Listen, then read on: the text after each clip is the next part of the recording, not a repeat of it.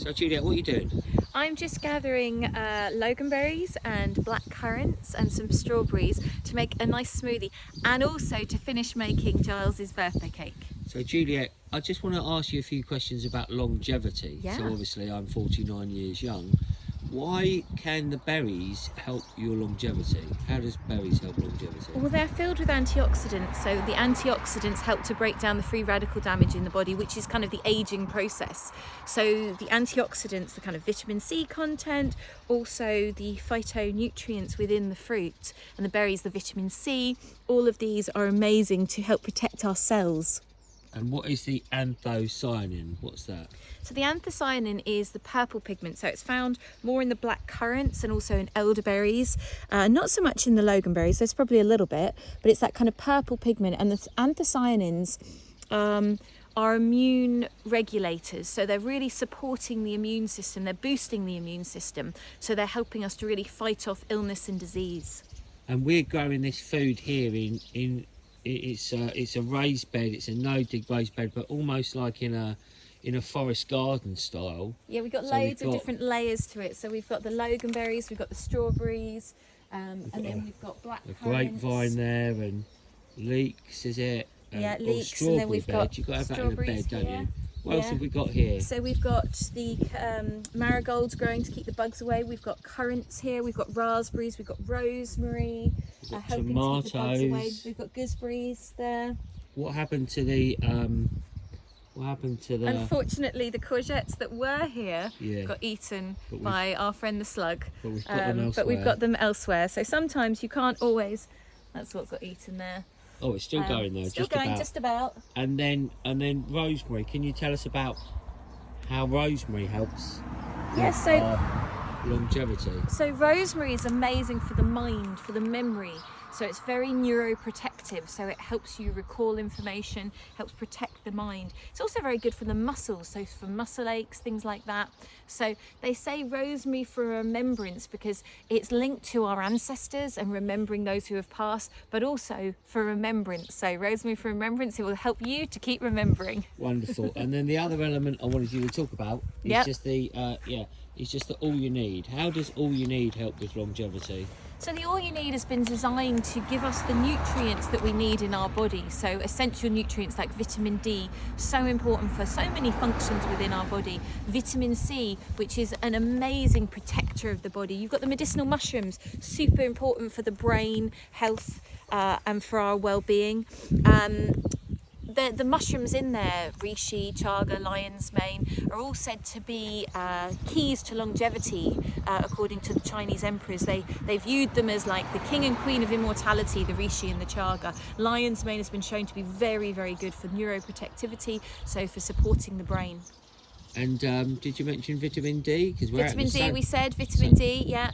And vitamin C, I talked about. Super greens are also in there to help with a healthy heart, help to detoxify the body. You know, the more we can detoxify the body, the longer we can live. And what about magnesium? How does that help with our longevity? So magnesium is very good for brain health, it's very good for heart health, it's very good for 700 functions in our body, so really important, very good for our mind, so a real key.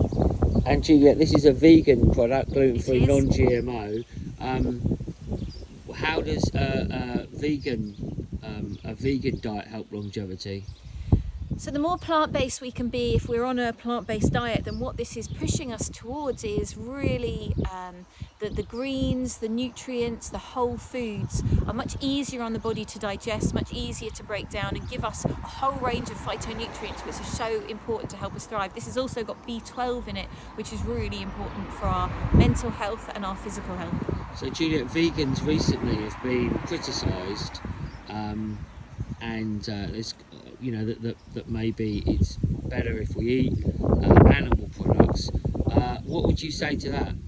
Well, I think everyone has to listen to their own body, but there is a lot of research, the American Heart Association, the Diabetic Associations, a lot of people are now seeing that a plant-based diet or a predominantly plant-based diet can really help us thrive. Everyone is different and everyone has different abilities to digest food, but most of the meat on the market is toxic. It's killed in a horrible way, it's inhumane, filled with antibiotics, hormones, a lot of other things that aren't pleasant, so it's not going to help us thrive. So listen to your body is the most important thing. But looking at, if you want to be on a plant-based diet, then having the right support, having things like the All You Need so that you are getting the right nutrients. Those people who don't generally succeed on a plant-based diet is because they're eating a lot of vegan junk food and they're eating a lot of processed food. Anyone who eats a lot of processed food is not going to thrive, whether it's a meat diet or a plant-based diet.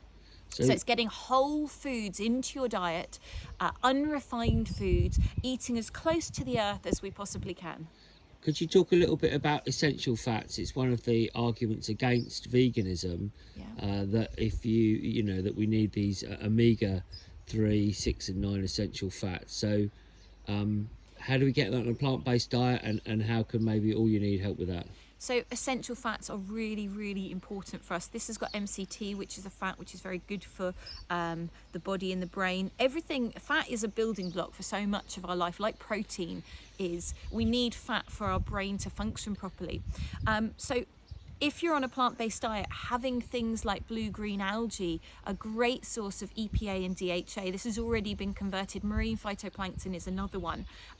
Eating nuts and seeds. These, of course, haven't been converted to EPA and DHA, so we need to convert them. Can you just, because you're saying things that people might not understand. So what are these essential things? fats, so EPA and DHA is what you would get if you eat fish. It's the omega-3 in the form that your brain can uptake straight away with no conversion. Now, if you're eating something like hemp seeds, incredible for the body, they haven't been converted to this EPA and DHA. They're in the form of ALA.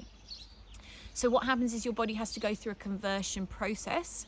So when you have blue-green algae or marine phytoplankton, it's already converted. These are plant-based forms of EPA and DHA. So they can be grown in clean environments where there aren't microplastics and there aren't heavy metals, which is one of the huge things affecting most of the fish people are eating. So whilst maybe getting your essential fat, you're contaminating yourself with microplastics and heavy metals, and also contributing to a huge problem of overfishing, which is massively affecting our oceans. So having the blue-green algae oil and the marine phytoplankton is a great way to get around this, because these are grown in clean environments, so you're not going to get the heavy metal toxicity or the microplastics within that. So getting a broad range of nutrients from a broad range of sources is the best way that we can do it. So having your nuts and seeds still, but also having these other forms, having avocados, having things like cold pressed olive oil, beautiful things to give you the essential fats that your body needs.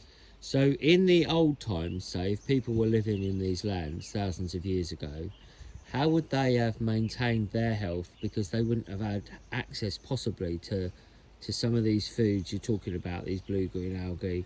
How would they have got all their nutrients for them to thrive, or maybe how can we, if we just want to live close to the earth there? So I see, in terms of close to the earth, you've not got any shoes on and you're charging up, and I know that's part of longevity, but just for a minute for the nutrition, if people are they would have had access to hemp and hemp seeds, and walnuts, and hazelnuts, and other nuts, and also the kind of seeds, acorns and the seeds around, and the seeds of plants that maybe like in like the nettle seeds, things we've got and over there. the ribwort plantain seeds. These are a good source of fat and protein as well. So the thing is, when you eat foods that are living, so when you forage and you eat foods that are living, this is so important. So you're getting like this.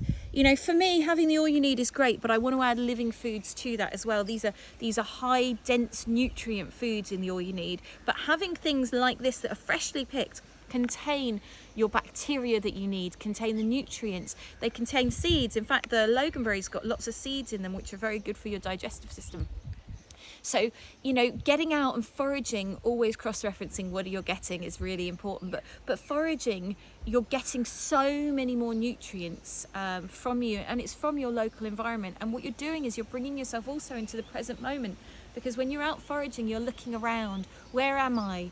What can I see? You're not thinking about yesterday or tomorrow. You're present in the moment with exactly what's around you. So just getting back very briefly to the fats. Yeah. If people are consuming hemp seeds and walnuts and hazelnuts, obviously they'll be getting a lot of fat and protein, but that fat is in a form of omega-3 called ALA, and the body does have the ability to convert it into the other types of the fat that the body needs.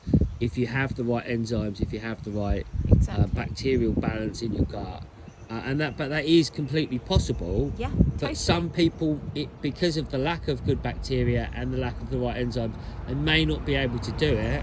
However, if they're plant-based, they can take supplements or the Exactly. whole foods of these other ingredients, marine phytoplankton and this Blue-green algae. blue-green algae, which are good in fat. So the vegan can have a well-planned vegan diet, can provide all the nutrients at every stage of life. I think that is accepted. Is it in scientific literature? Totally. In scientific literature, it's showing that with a well-planned vegan diet, you can thrive and have everything you need. So we just need to make sure that we're getting that, as I said, that cross-section of foods, eating the rainbow. That's what we want to be doing. Yes, eating the rainbow. Well, thank you for that wisdom, Juliette. Well, let's have a lovely day.